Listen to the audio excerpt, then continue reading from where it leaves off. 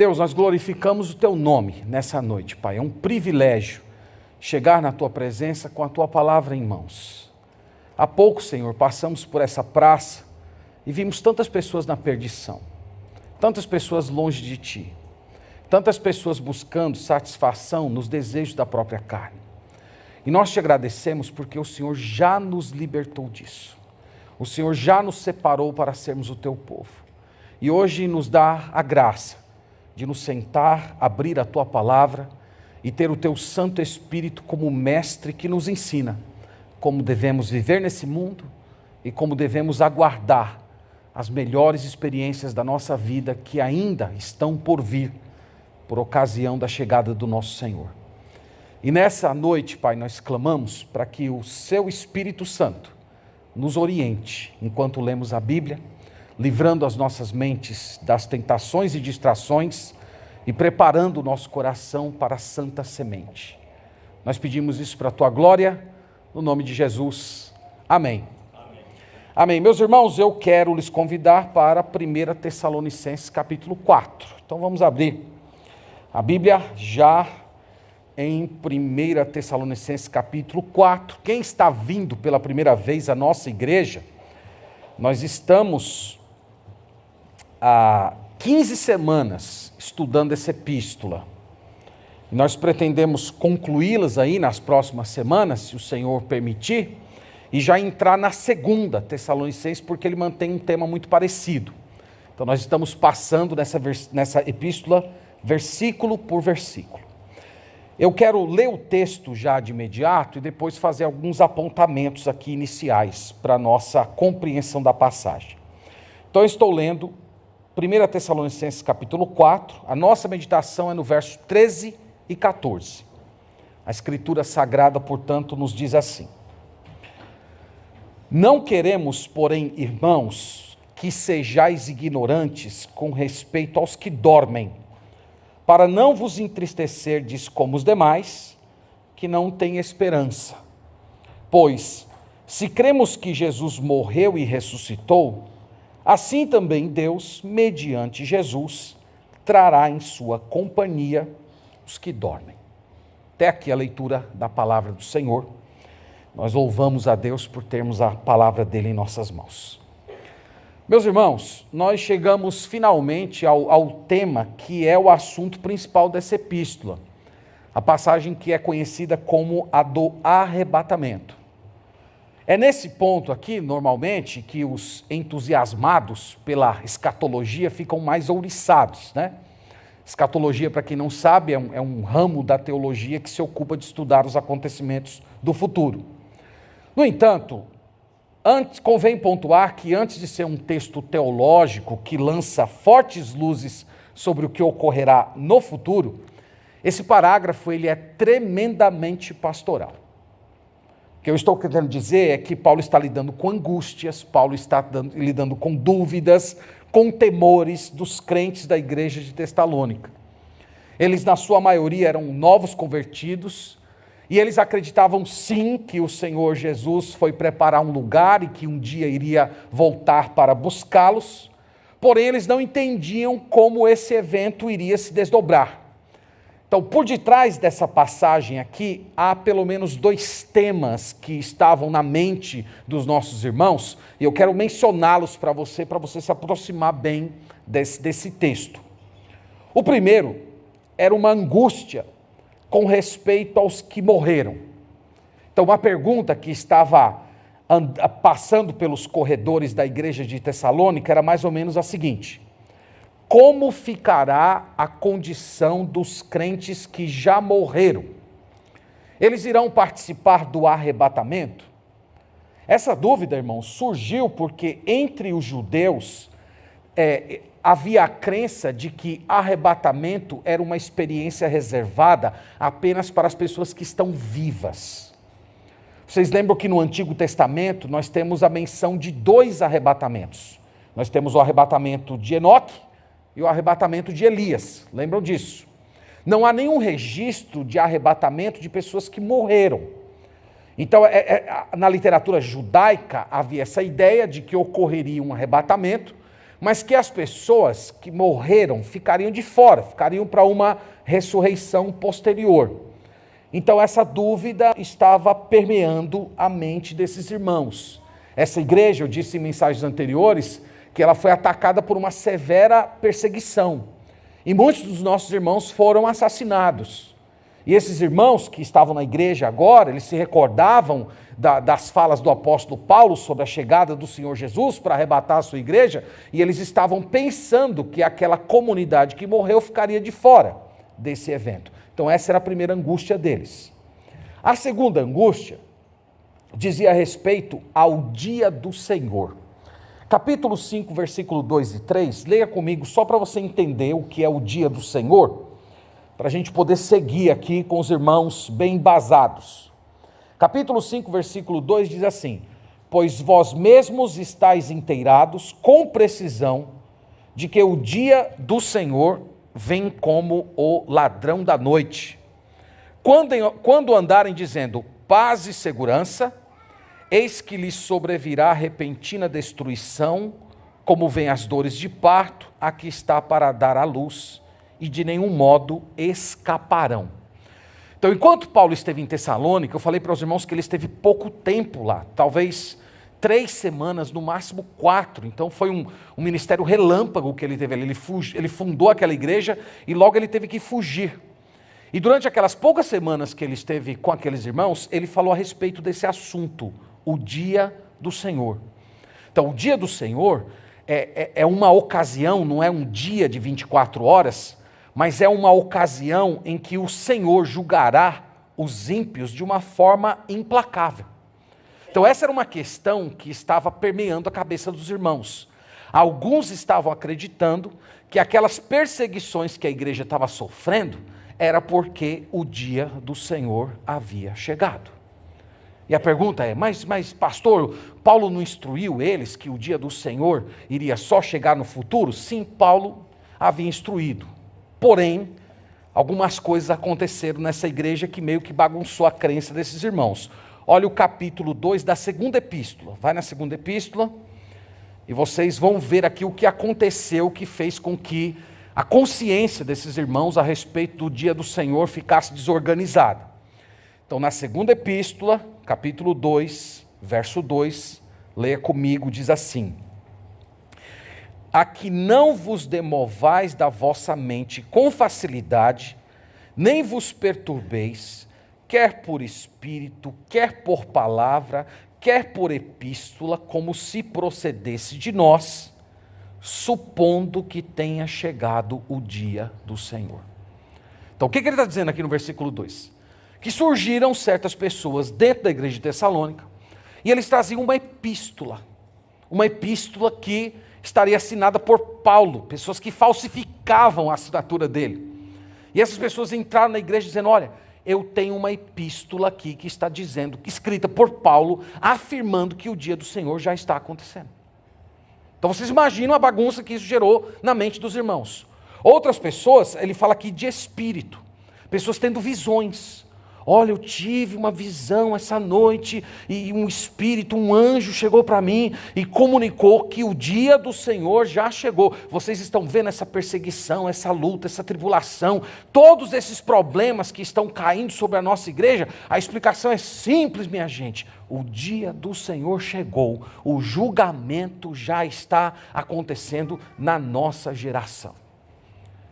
Qual foi o pensamento natural dos irmãos? Ora, se o dia do Senhor chegou, isso significa que a reunião com os santos já aconteceu e nós simplesmente ficamos de fora. Eu contei para os irmãos aqui na última pregação, que o nosso filho Gabriel ainda era pequeno e nós deixamos ele dormindo e fomos resolver alguma coisa, e quando chegamos em casa ele estava com o rosto meio vermelho, cara de choro. E ele disse que acordou e não viu a gente, ele pensou que o arrebatamento tinha acontecido. E ele tinha ficado de fora. Então, é mais ou menos a angústia desses irmãos aqui. O dia do Senhor chegou. Então, o dia do Senhor chegou o dia do juízo. E aquela salvação que foi anunciada simplesmente não aconteceu. Então, irmãos, percebam que Paulo está lidando com esses temores. É por isso que eu comecei essa introdução dizendo para vocês que essa sessão ela é muito mais pastoral, ela é muito mais uma forma de um aconselhamento bíblico do que uma classe fervente de escatologia, cheia de gente curiosa para saber o que vai acontecer no futuro.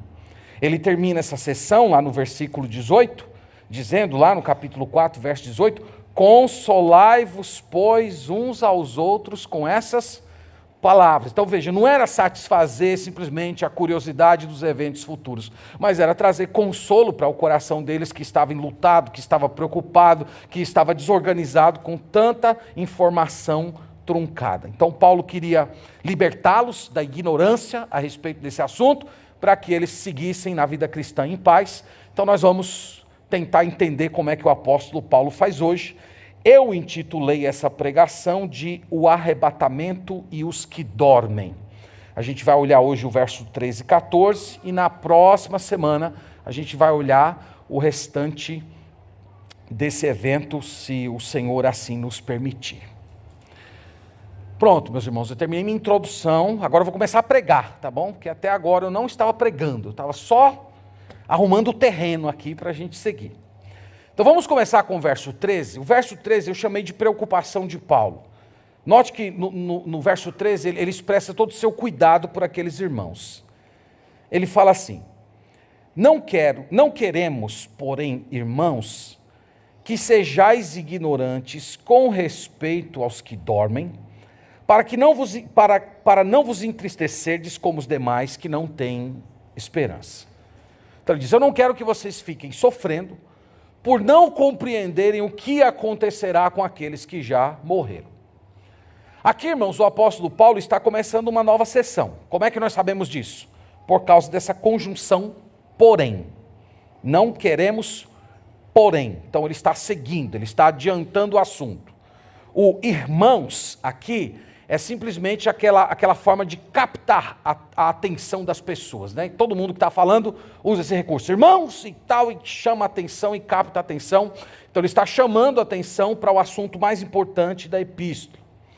Quem veio acompanhando as mensagens anteriores sabe que até aqui Paulo veio elogiando esses irmãos. Ele falou muitas coisas maravilhosas a respeito dessa igreja, mas agora ele tem uma palavra de Jesus para acalmar o coração desses irmãos. E o que é que ele tem a dizer? Está aí na primeira frase do verso 13. Não queremos, porém, irmãos, que sejais ignorantes com respeito aos que dormem. O que nós aprendemos aqui de imediato, irmãos, é que é errado diante de Deus ser ignorante a respeito do que acontece com as pessoas que já morreram. A palavra ignorante aqui tem o sentido de falta de informação. Então Deus não quer que o seu povo seja um povo que tenha uma visão reduzida, uma visão míope a respeito do que ocorrerá após a morte. É isso que ele está dizendo. Então Deus está falando isso aqui para essa igreja e para todos nós. Então o que é que você sabe a respeito da morte? O que é que você sabe a respeito dos processos que ocorrerão depois que nós partimos desse mundo? Então a Bíblia não quer que você seja ignorante com respeito a esse assunto. Uma pergunta que surge aqui, irmãos, é: por que Paulo se refere aos crentes que morreram como pessoas que dormem? Essa expressão ela é muito importante aqui nessa passagem. A palavra dormir aqui é uma palavrinha grega chamada koima, de onde vem coimitério, cemitério. Significa literalmente lugar de dormir. Então você sabia que a Bíblia retrata o cemitério assim? Cemitério é lugar de dormir, é lugar de tranquilidade. Você que está dormindo aqui hoje à noite, na hora da pregação, tem um lugar mais apropriado para você dormir. O cemitério. O cemitério é o lugar de dormir, é o lugar mais calmo do mundo. Ninguém vai te incomodar naquele local ali. Então, irmãos, a palavra dormir, koima, ela é uma metáfora, especificamente um eufemismo. É uma forma de suavizar a força da palavra morte. Então nós usamos isso, inclusive, na nossa linguagem comum. Nós costumamos nos referir às pessoas que morreram como pessoas que descansaram. Então nós usamos isso comumente. Por que nós usamos essa expressão, descansar, dormir? Porque é a imagem que comunica quando você percebe alguém morto. Então, um olhar rápido dá a impressão de que aquela pessoa está dormindo, ela está descansando. Então, é por isso que usamos nesse sentido, e é por isso que o Novo Testamento usa assim também. No entanto, nós temos um sentido espiritual, teológico, pela preferência do autor sagrado em usar essa palavra, dormir. Então se usa a palavra dormir porque a morte do cristão, meus irmãos, é um estado temporário, é um repouso que tem data para terminar. Então nós poderíamos dizer que nessa palavrinha grega, koima, está embutida a crença na ressurreição. Ela está presente aqui nessas palavras. Só um parêntese aqui, é que algumas seitas, como por exemplo as Testemunhas de Jeová e os Adventistas do sétimo dia, eles constroem uma doutrina muito errada a partir de passagens como essa, a chamada doutrina do sono da alma. Segundo essa doutrina, eles afirmam que as pessoas que morreram, elas estão em um estado de inconsciência até o dia da ressurreição. Então aquelas pessoas que morreram em Cristo, elas estão dormindo, elas estão inconscientes, aguardando então o dia do ressurgimento com o Senhor Jesus Cristo. Mas como eu disse, irmãos, é um ensino falso, é um ensino que não interpreta a Bíblia de uma maneira adequada, e é um ensino também que não fica de pé diante de palavras que mostram que dormir e morrer são sinônimas. Eu quero só mencionar uma para vocês, que está em João capítulo 11. Vamos até lá. João capítulo 11, só para vocês verem que a intenção do autor não é afirmar que a alma está dormindo, mas simplesmente de uma forma metafórica, suavizar um pouco da força da palavra morte. Então, João capítulo 11, eu estou lendo aqui o versículo 11, Jesus fala assim a respeito de Lázaro. Isto dizia e depois lhes acrescentou: nosso amigo Lázaro adormeceu, mas vou para despertá-lo. Então Lázaro dormiu, eu vou lá acordar a Lázaro. Os discípulos respondem no verso 11, isto dizia e depois lhes acrescentou: nosso amigo Lázaro adormeceu. Verso 12, disseram-lhe pois os discípulos: Senhor, se dorme, está salvo.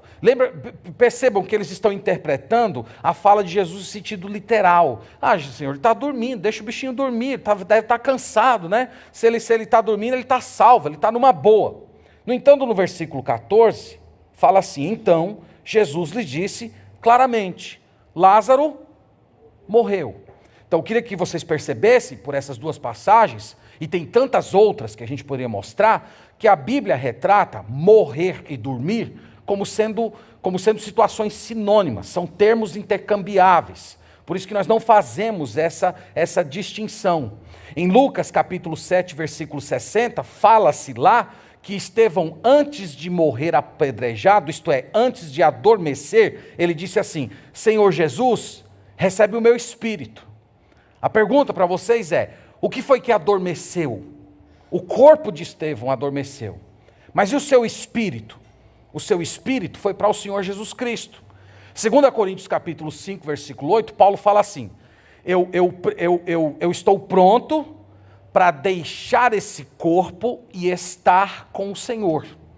Então ele não fala de dormir, ele fala de um evento chamado morte, na qual nós deixamos esse corpo aqui e nós estamos com o Senhor. Filipenses 1, 23, ele fala a mesma coisa.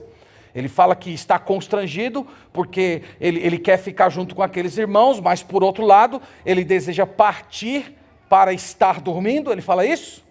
Partir para estar com Cristo, o que é incomparavelmente melhor. O que eu estou tentando comunicar aqui para os irmãos, e esse ponto aqui é muito importante antes da gente seguir, é que o vocábulo sono, dormir, não é para falar da condição da alma, mas é para falar da condição do corpo. A alma está consciente, a alma está desfrutando da presença de Cristo, a alma já está na presença do Senhor Jesus, e o corpo, metaforicamente falando, está dormindo. Então mantenha essa distinção na sua mente, porque ela vai ser muito importante para a gente caminhar aqui no restante da passagem. Uma outra questão que está embutida aqui. E quanto aos não convertidos, é correto dizer que eles dormiram quando morrem? O que você acha? Bem, é claro que há um sentido em que os incrédulos estão dormindo, eles estão também no estado temporário, eles vão ressuscitar um dia para comparecer diante de Deus. No entanto, essas pessoas que morreram sem Cristo, eles já estão numa condição de sofrimento hoje, uma condição que a Bíblia chama de inferno. E um dia eles serão ressuscitados para comparecer diante do trono branco, receber a justa sentença de Deus, e de posse do corpo e da alma, eles serão lançados no lago de fogo e enxofre. A Bíblia chama isso de segunda morte. Então é por isso que não é apropriado, não é preciso usar o vocábulo adormecer para se referir a eles. Porque eles não estão numa situação de descanso, eles já estão padecendo a primeira fase da morte eterna, aquilo que é chamado de inferno. Agora, irmãos, por que Paulo está falando todas essas coisas? Porque ele deseja esclarecer a mente dos irmãos a respeito do que acontecerá com esses que já dormiram. Ele explica na continuidade do versículo. Vamos até lá? Ele diz assim no versículo 13, continuando aqui a nossa leitura. Ele fala assim: não queremos, porém, irmãos, que sejais ignorantes com respeito aos que dormem. Agora veja o motivo. Para não vos entristecerdes como os demais que não têm esperança. Então, a primeira coisa que Paulo está falando aqui é que eles estavam tristes. Eles estavam tristes por conta do luto, devido à morte dos crentes que morreram. Falei para vocês que a perseguição ceifou a vida de alguns dos nossos irmãos. Você poderia de repente objetar, mas isso não é uma coisa normal? Não é uma coisa normal sofrer? A Bíblia não nos chama a chorar com os que choram? É evidente, irmãos, que há uma tristeza normal, esse dispositivo emotivo que Deus criou dentro de nós para a gente colocar a dor para fora. Contudo, não era isso que estava ocorrendo nessa igreja. Paulo diz que eles estavam sofrendo como aqueles que não têm esperança.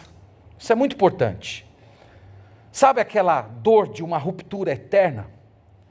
Sabe aquela dor do último e definitivo a Deus?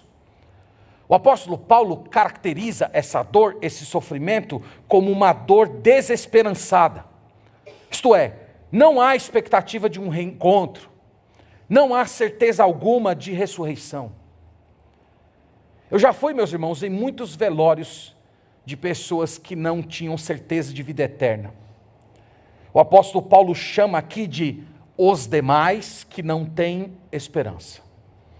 E o que eu sempre percebi nesses locais é que a desesperança é uma experiência aterrorizadora. Aquela sensação de que tudo acabou, de que não haverá reencontro, não haverá mais a presença da voz, não haverá mais o toque, não haverá mais o abraço.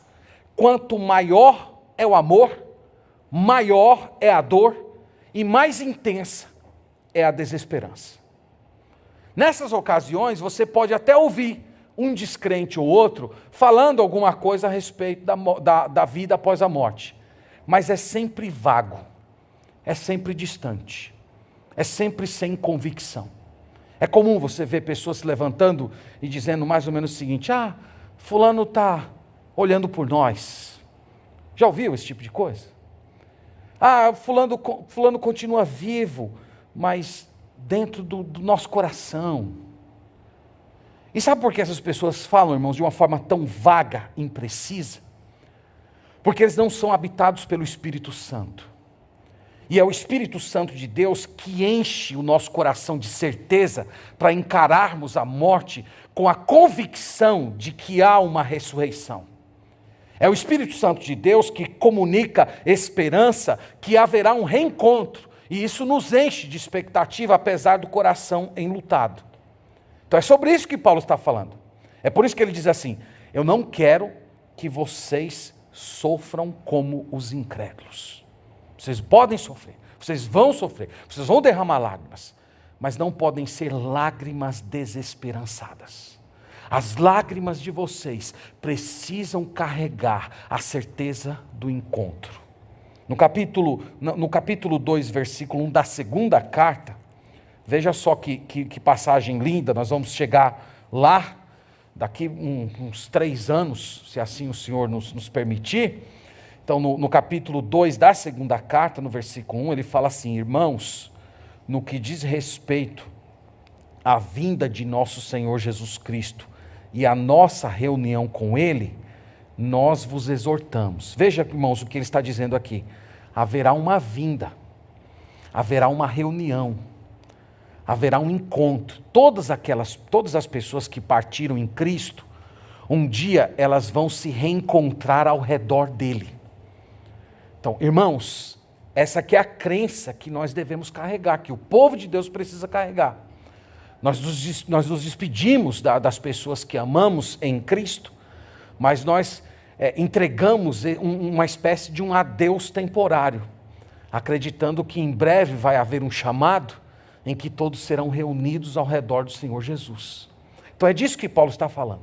E essa é a preocupação dele. Eu não quero que vocês sofram. Eu não quero que vocês sofram como os incrédulos. Eu quero que vocês sofram, padeçam, sintam a dor, a porção de sofrimento que Deus separou para vocês, mas façam isso com esperança. Então essa é a primeira questão que Paulo trata aqui. E a segunda, irmãos, ele passa agora, a partir do verso 14, a explicar como será essa reunião. Então vamos ler o 14, só para a gente introduzir aqui o versículo. Ele fala assim: pois, se cremos que Jesus morreu e ressuscitou, assim também Deus, mediante Jesus, trará em sua companhia os que dormem. Aqui, irmãos, ele está começando a introduzir esse assunto do encontro com Jesus.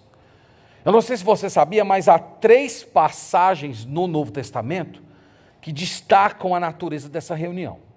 A primeira é João capítulo 14, a segunda é 1 Coríntios capítulo 15, e a outra é essa passagem que nós estamos a considerar aqui. Essas 3 passagens, elas têm um ponto em comum. Cada um tem o seu contexto, mas todas elas têm um elemento que as une. É o fato de que era uma palavra para pessoas angustiadas. Em João 14, quase todo crente conhece de cor. Não se turbe o vosso coração, credes em Deus, crede também em mim. Na casa de meu pai há muitas moradas. Se não fosse assim, eu vou-lo teria dito, pois vou preparar-vos lugar, e quando vos preparar, eu voltarei e vos levarei para mim mesmo, para que onde eu estou estejais vós também. Então, por que Jesus falou essas palavras? Não se turbe o vosso coração. Não fiquem com o coração perturbado. Porque Jesus tinha acabado de comunicar aos seus discípulos, no capítulo 13, que ele iria partir, que ele iria morrer. E os discípulos ficaram angustiados. E Jesus trouxe essa palavra de conforto. 1 Coríntios capítulo 15 é a mesma dinâmica. Havia pessoas dentro da igreja dizendo: olha, a ressurreição não vai acontecer coisa nenhuma. E isso gerou angústia nos irmãos. Outras pessoas dizendo: pessoal, a ressurreição já aconteceu. E isso também gerando angústia. E Paulo escreve aquela passagem linda. Depois vocês leem lá. Olha, ele diz, eu vou contar para vocês um mistério. Nem todos dormiremos. Seremos transformados num piscar de olhos. E ele vai descrevendo uma cena belíssima. Também era num ambiente de conflito. E nós temos aqui essa passagem também, que era uma espécie de acontecimento, de aconselhamento pastoral para novos convertidos. Então, irmãos, para sanar essa dúvida, o apóstolo Paulo começa a ensinar a respeito do arrebatamento. A palavra arrebatamento aparece no verso 17. A gente vai olhar esse versículo na próxima pregação. Depois nós, os vivos, os que ficarmos, seremos arrebatados. Aí está essa palavra arrebatamento. Arrebatamento significa agarrar. O sentido é de rapto. Quando nós estamos falando de arrebatamento, nós não estamos falando de uma coisa a qual você se voluntaria. mas que você é tomado pela força. Só que antes, irmãos, de Paulo explicar o arrebatamento, como é que ele vai acontecer, os momentos, quem vai estar presente, os envolvidos e a hora, ele elenca 2 pilares do arrebatamento. Então, quando você pensar no arrebatamento daqui por diante, eu espero, você considere o arrebatamento como se estivesse colocado em cima de 2 colunas, a morte e a ressurreição de Cristo. É muito bonito, é muito bonita essa sessão aqui. Vamos lá, ele começa assim: pois, se cremos que Cristo morreu, então, pare aí, primeiro pilar, se cremos que Cristo morreu. Esse se aqui, irmãos, não é o se da dúvida. Na língua portuguesa, a maioria das vezes que a gente usa essa partícula se, ela sempre exprime a ideia de possibilidade, mas não é assim na língua grega, a língua que o Novo Testamento foi escrito. Se, normalmente é afirmação, uma vez que, visto que. Então ele está falando, visto que cremos que Jesus morreu. Então ele está aqui, irmãos, estabelecendo uma premissa, uma espécie de uma verdade incontestável. É quase como ele estivesse dizendo assim: antes de entender o arrebatamento da igreja, é preciso crer na morte de Cristo. Tudo, irmãos, começa com a morte de Cristo. A morte do Senhor Jesus pagou a penalidade dos nossos pecados. Só haverá uma reunião futura, só haverá uma ocasião em que todos os remidos serão ajuntados em torno de Cristo, porque através do seu sangue, ele pavimentou o caminho que nos leva para a casa do Pai. Então tudo começa com a morte de Jesus. Nós poderíamos dizer que foi a morte de Jesus que transformou a nossa morte em sono. Por que vai ser temporário? Por que vai ser passageiro? Porque um dia nós seremos despertados? Porque Cristo suportou todo o castigo que deveria cair sobre nós. Então, esse é o primeiro pilar do arrebatamento. Nós cremos no arrebatamento porque Cristo morreu. Mas não só isso. Veja o segundo pilar. Pois se cremos que Cristo morreu e ressuscitou. Esse é o segundo pilar. Então, nós cremos na ressurreição. A ressurreição do Senhor Jesus é a prova final de que o Pai aceitou o sacrifício de Jesus. Então, se você nunca pensou na ressurreição nesses termos, coloque essa informação de hoje em diante no seu coração. Qual é a prova de que o sacrifício de Jesus foi aceito pelo Pai? O Pai olhando para tudo aquilo que o Filho fez, dizendo, é o bastante, eu estou satisfeito, não é preciso acrescentar mais nada. Qual é a grande prova? A prova é a ressurreição. E a ressurreição, irmãos, do nosso Salvador, é a garantia também de que um dia nós iremos ressuscitar. Então, o triunfo de Jesus sobre a morte não pertence apenas a ele, mas a todos aqueles que são dele. Então, é por isso que Paulo começa por aqui. Ele não começa o arrebatamento logo diretamente no assunto, mas ele chama o seu leitor para trás para olhar as bases do arrebatamento. Nós cremos que Cristo morreu e ressuscitou. Agora veja, qual é a consequência de se crer nesses 2 pilares? Ele continua.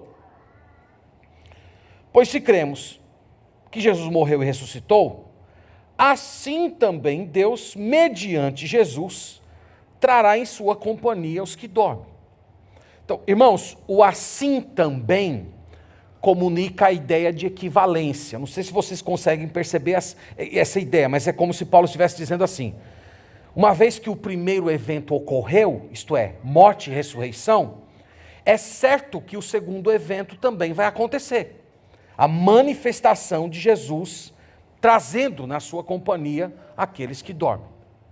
Aí aqui, irmãos, queria dizer para vocês que essa frase do apóstolo Paulo me deu tanto trabalho essa semana, estava falando com o pastor Danilo, que por horas eu quebrei a cabeça nessa frase, por causa dessa preposição que vocês têm aí, que foi traduzida em. Então veja aí, ele fala assim: assim também Deus, mediante Jesus, trará em sua companhia os que dormem. E eu passei as horas essa semana, eu já estava quebrando a cabeça, quase que ligando para os colegas, pedir ajuda para os universitários, trazer em sua companhia os que dormem, mas eles não estão dormindo aqui na terra? Como é que Jesus vai passar aqui na terra, levá-lo? Como é que vai ser esse negócio? E eu passei horas e horas quebrando a cabeça com isso aqui. Aí só depois, irmãos, de algumas horas, eu fui para o Novo Testamento grego, e essa preposição aqui, ela tem o sentido de para. Tá? É uma partícula lá que o sentido é de para. Então nós poderíamos ler assim: Deus, através de Jesus, trará para a sua companhia os que dormem. Muda tudo, não muda? Pois é, vocês estão recebendo assim de mão beijada, mas eu sofri como um condenado, tá? Para discernir. Eu estava quase apelando para os anjos, né? Para chegar algum anjo para me explicar essa passagem. Mas é essa a ideia. Deus, através de Jesus, trará para a sua companhia os que dormem. Então preste bem atenção nesse ponto aqui, porque ele é fundamental. Eu falei para vocês que os que já dormiram, eles já desfrutam da presença de Cristo. Eles estão espiritualmente junto com o Senhor Jesus. Eles já estão desfrutando das bem-aventuranças eternas, porém de modo incompleto. Por que eles estão de modo incompleto? Porque eles não têm corpo. Eles estão espiritualmente com Cristo. E o corpo está onde? O corpo está dormindo. O corpo está aqui na terra. Esse é o sentido. Então, o que o texto está dizendo, irmãos, é o seguinte: que na vinda do Senhor Jesus Cristo, essa parte imaterial que já está na glória, será unida com essa parte que está dormindo, porém em um corpo glorificado. Então é isso que vai acontecer nessa ocasião. Depois, pensando com um pouquinho mais de calma, eu percebi que Deus vai nos tratar do mesmo jeito como Ele tratou o seu Filho. O Senhor Jesus Cristo morreu, e ele passou 3 dias com seu corpo adormecido na sepultura, não foi isso? Enquanto Jesus estava com seu corpo 3 dias adormecido na sepultura, onde Jesus estava espiritualmente? Onde? Mas ele estava lá no inferno falando com os demônios e tal. Não vai dizer isso não, já preguei esse texto aqui na igreja, hein?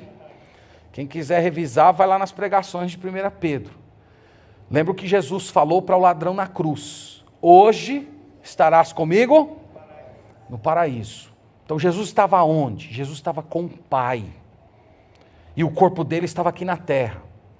Depois de 3 dias, o Senhor juntou o corpo adormecido de Jesus na forma de um corpo glorificado e uniu a essa parte material que já estava com o Pai. E Jesus hoje está física e espiritualmente no céu. Então, isso que aconteceu com Jesus é o mesmo que vai acontecer com os que partiram.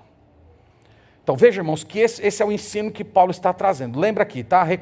Retomando o ponto inicial. Os irmãos da igreja de Tessalônica estavam angustiados com a ideia: o que vai acontecer com os que morreram? Nós temos aprendido dos judeus que não há arrebatamento para quem morreu. Os que morreram, eles só vão ficar para uma ressurreição posterior. Então, os nossos irmãos que sofreram por Cristo, entregaram a vida deles por causa da causa de Cristo, eles não vão participar desse evento tão glorioso?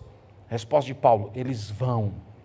Na hora que o Senhor Jesus chegar, Ele vai reunir corpo e alma, parte material e parte imaterial. Portanto, vocês não precisam ficar preocupados com os que já dormiram, porque eles não vão perder nada do evento futuro que nós estamos aguardando hoje.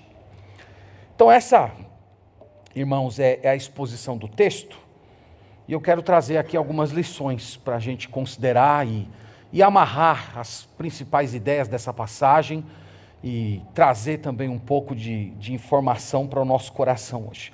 Em primeiro lugar, eu queria me dirigir a você que está aqui hoje à noite, acompanhando essa pregação, que ainda não entregou sua vida a Jesus Cristo.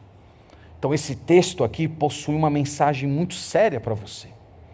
É que se você morrer sem Cristo, não há esperança alguma para você. Todas essas descrições belíssimas que nós acabamos de mostrar aqui, elas simplesmente não farão parte da sua história. Não haverá novo corpo, não haverá imortalidade, não haverá ressurreição para a vida eterna, não haverá alegria. Esse dia, que será o dia de maior regozijo do povo de Deus, será o dia da sua pior punição. Você vai ser separado de Deus para uma dor inimaginável. Cada parte do seu corpo e da sua alma sofrendo uma aflição que jamais vai se acabar. Você não vai ter um segundo de alívio. Nós temos uma descrição mais ou menos aproximada disso, lá em Lucas 16, versículo 24, naquela história do rico e do Lázaro. Quando o rico, estando lá no inferno de tormentos, ele se dirige a Abraão e diz assim: Pai Abraão, manda que Lázaro molhe a ponta do seu dedo em uma água e pingue uma gota d'água na minha língua, porque eu estou muito atormentado nessa chama. Então aqui você pode ter uma ideia da intensidade da aflição. Será um sofrimento tão grande que uma simples gota d'água na língua já seria suficiente para produzir um alívio. Então é isso que está reservado para as pessoas que não creram no Senhor Jesus Cristo. Então você precisa encarar essa informação aqui de frente. Isso aqui diz respeito à sua alma. Esse mundo é passageiro. Se você parar um pouco de olhar para os prazeres desse mundo e considerar você mesmo mais de perto, você vai notar que todos os dias você está morrendo um pouco. Todos os dias você já está experimentando um pouco dessa corrupção que um dia vai te tocar com toda a força. Então a Bíblia diz que o Senhor Jesus veio a esse mundo, Ele derrotou a morte, Ele ressuscitou para nunca mais morrer, e hoje Ele oferece salvação, vida eterna, para todo aquele que crê, todo aquele que se arrepende dos seus pecados, e crê de todo o coração que a morte dele foi um sacrifício, um pagamento pelas transgressões, será participante desses eventos. Então quero te convidar a entregar a vida a Jesus Cristo hoje. Quero te convidar a dar as costas para o seu pecado, se render ao Senhor Jesus, crer que Ele morreu por você, viver para a glória dEle de hoje em diante, para que você seja abençoado e feliz nesse evento. Você pode fazer isso agora, você pode fazer isso onde você está, simplesmente elevando seus pensamentos para o céu em confiança e arrependimento diante do Senhor. Em segundo lugar, eu quero me dirigir à igreja em termos gerais e lembrar aos irmãos que Deus não quer que sejamos ignorantes com respeito aos temas relacionados à morte. Deus não quer. O apóstolo Paulo começou essa sessão dizendo isso. Eu não quero que vocês sejam ignorantes com respeito à situação dos que dormem. Por que Deus não quer que você seja ignorante, que você não tenha conhecimento sobre esse assunto? Porque a ignorância produz desesperança. A ignorância a respeito desses assuntos furta de você o conforto. Muitas vezes, irmãos, nós já temos encontrado, eu falo isso tristemente, situações em que a tristeza pela partida de alguém esmaga o coração de um crente. E não é para ser assim, irmãos. Não é para sofrermos como aqueles que não têm esperança. Então Deus quer que você entenda esse assunto. Nós temos, irmãos, tudo o que precisamos para dominar esse assunto. Esses irmãos aqui, eles tinham justificativa plausível para a ignorância deles. A Bíblia não estava escrita ainda completa, e o apóstolo Paulo ficou pouco tempo lá com eles, então eles tinham motivos que justificavam a ignorância deles, mas nós não temos desculpas. Nós temos a palavra de Deus completa, nós temos excelentes livros que foram escritos sobre esse assunto, temos pregações, aulas de grandes servos de Deus que se debruçam sobre isso. Nós temos tudo o que precisamos, irmãos, para não sermos ignorantes com respeito a esse tema. A verdade é que nós precisamos aprender sobre morrer para vivermos de uma forma melhor. Então lembre-se disso. A respeito disso, irmãos, eu até quero ressaltar que há uma declaração nesse texto que é a mais básica que nós precisamos carregar conosco para encarar a morte. Há uma declaração aqui que é o escudo para o assalto da desesperança, É o alimento para seguirmos de modo frutífero nesse mundo, enquanto carregamos a nossa dor de luto. É essa frase que nós acabamos de ler no verso 14. Pois, se cremos que Jesus Cristo morreu e ressuscitou. Então, essa declaração é uma declaração de fé. E eu queria dizer para os irmãos que nessa frase aqui, irmãos, está tudo. Tudo o que nós precisamos está nessa pequena frase. Todo o recurso necessário para você encarar a morte, para você seguir na sua vida, para você ter esperança, tudo pode ser embutida nessa frase.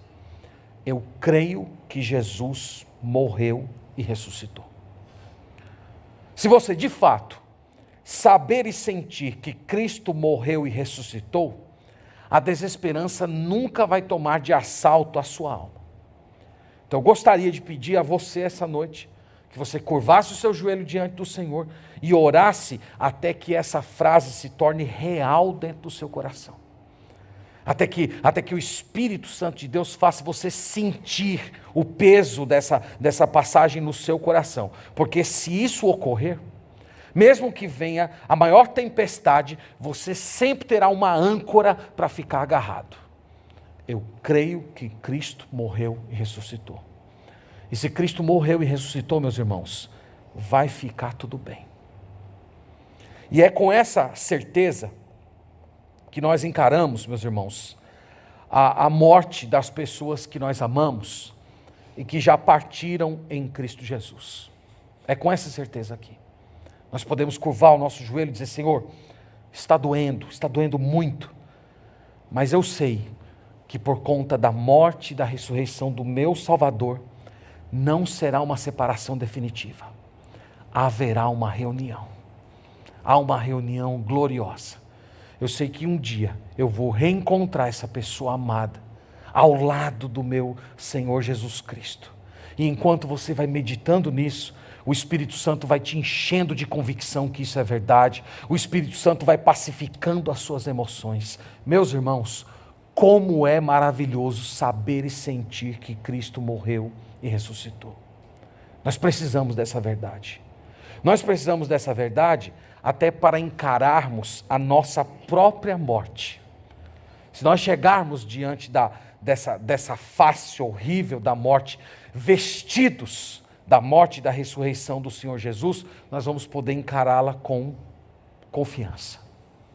Nós poderemos olhar para ela e dizer: você pode ser até poderosa no presente, mas o meu Salvador já lhe venceu. E eu creio nele. Eu sou dele. Você não vai me manter no seu calabouço perpetuamente. Mais um pouco de tempo, suas correntes serão rompidas por aquele mesmo poder que tirou o meu Salvador daquela tumba. Então você percebe porque esse assunto é importante? Nós precisamos, irmãos, aprender de coração essas verdades. Nós precisamos ensinar os nossos filhos a respeito dessas coisas.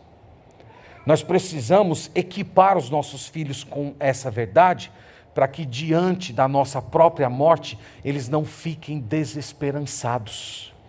Eles não fiquem se sentindo órfãos eternamente desse mundo. Então vamos fazer isso, vamos nos equipar com esse pensamento, vamos orar para que isso seja real em nossa vida, vamos pregar isso para nós mesmos, vamos pregar isso na nossa família, vamos internalizar essa verdade, irmãos, porque ela é a única verdade essencial diante da morte. Cristo morreu e ressuscitou. A morte se tornou um sono, porque Cristo morreu e ressuscitou. Então que Deus nos abençoe e que Ele aplique essa verdade gloriosa aos nossos corações para a glória dEle. Amém? Vamos orar ao Senhor e vamos pedir isso em oração. Louvado seja, Senhor, o Teu nome, porque o Senhor morreu e ressuscitou. Porque naquela cruz o Senhor estava carregando toda a nossa culpa e o Senhor venceu essa inimiga tão terrível, despojando ela do seu poder. Nós lembramos, Senhor, com carinho, com amor, com ternura, com saudade, de todas aquelas pessoas amadas que estavam em Cristo e que já partiram. Nós pela fé, a saudamos com alegria, recordando, Senhor, desse evento glorioso, dessa reunião solene, quando todos nós seremos reunidos diante do Teu chamado. Nós louvamos pelo testemunho dessas pessoas, nós te agradecemos por recordar que elas estão felizes, plenas, conscientes da Tua presença. E nós guardamos, Senhor, com toda expectativa, esse dia glorioso, em que o Senhor irá nos chamar, que o Senhor nos dará um corpo de glória, e que nós seremos reunidos ao Teu redor, com as pessoas que amamos, e com os outros personagens da Escritura que também amamos, mas não conhecemos. Nós aguardamos, Senhor, com muita expectativa esse dia. E enquanto, Senhor, essa ocasião não chega, encha o nosso coração de fé. Nos ajude a empunhar essa verdade, de que Cristo morreu e ressuscitou. E que essa declaração de fé seja tornada real em nossos corações pelo Teu Espírito, e seja a nossa força, o nosso alimento, o nosso maná, que vai nos sustentar durante todos os episódios em que de alguma maneira tivermos de lidar com a morte. Nós clamamos por essas dimensões, por essas dinâmicas da vida cristã, no nome do Senhor Jesus. Amém.